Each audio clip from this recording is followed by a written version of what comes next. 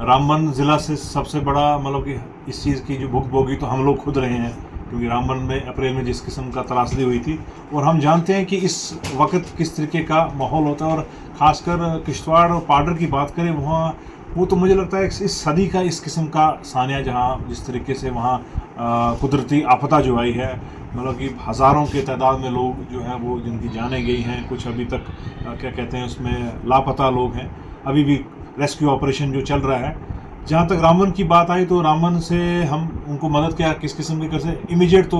यही था कि उस दिन जो है हमने तमाम की तमाम 6-7 जो है एम्बुलेंसेस, क्योंकि उस वक्त मेन उस वक्त था उनको कि इंजर्ड को जल्द से जल्द बड़े अस्पताल में पहुँचाना। तो रामबन से जो है हमने उस वक्त 6 एम्बुलेंसेस किश्तवाड़ पाडर अभी भी वहाँ पर वो डेप्यूट हैं, जो भी कोई इंजर्ड वगैरह है उनको वहाँ पहुँचाने के लिए ये किया था। दूसरा जो है रामबन को उस वक्त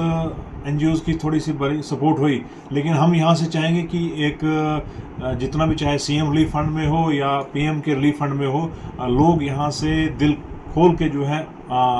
कंट्रीब्यूशन करें, चंदा करें, क्योंकि इस वक्त जो है सबसे ज़्यादा ज़रूरत है उन लोगों को इस कुदरती आपदा में। तो मैं तो आपके माध्यम से लोगों, रामबन की जनता और न सिर्फ रामबन की बल्कि पूरे जम्मू कश्मीर से मैं ये अपील गुहार लगाता हूँ कि इस वक्त जो है हमारे पाडर के भाइयों को हमारी ज़रूरत है। तो हम जो लोग जो है उनको दिल खोल के, चाहे चीफ मिनिस्टर रिलीफ फंड में हो या प्राइम मिनिस्टर रिलीफ फंड में हो, वहाँ कंट्रीब्यूट करें। ये हमारा एक ज़ाती इखलाकी फ़र्ज़ भी बनता है। रहा सवाल अब इसके आगे क्या करना है, क्योंकि आप देखेंगे कि चनाब वैली एक एटम बम पर बैठा हुआ है, जहां पर कुदरती आपदाओं का जो है, खासकर क्लाइमेट चेंज के बाद, तो मेरी चीफ मिनिस्टर साहब, क्योंकि मैं और चीफ मिनिस्टर साहब साथ थे उस वक्त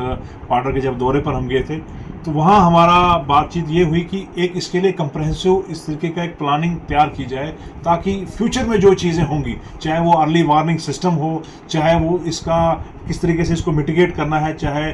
किस तरीके से रेस्क्यू ऑपरेशन चलाना है। का शुक्र है कि अभी तक जो हमारी जानकारी के मुताबिक कुछ लोग मिसिंग थे, 4-5 लोग, वहाँ कुछ डिगडोल की बात आई थी, कुछ मलमला से बात आई थी, लेकिन वो अभी सभी जो है सकुशल जो है, माता रानी की कृपा रही, वो सब वहाँ सब सेफ होम रिटर्न हो चुके हैं। लेकिन फिर भी कहीं अगर ऐसा पब्लिक के जरिए कई बार ऐसा होता है, लेकिन अभी तक हमारी जानकारी या एडमिनिस्ट्रेशन की जानकारी में कोई ऐसा कोई हादसा पेश नहीं आया है रामबन किसी लोकल के साथ। अनफॉर्चुनेट इंसिडेंट था, और जो ही हमें इस इंसिडेंट के बारे में पता चला तो हमें पता था कि एम्बुलेंसेस की जरूरत पड़ेगी। तो हमने ऑलरेडी एम्बुलेंसेस रेडी मोड में रखी थी, और जो ही हमें हायर अथॉरिटीज से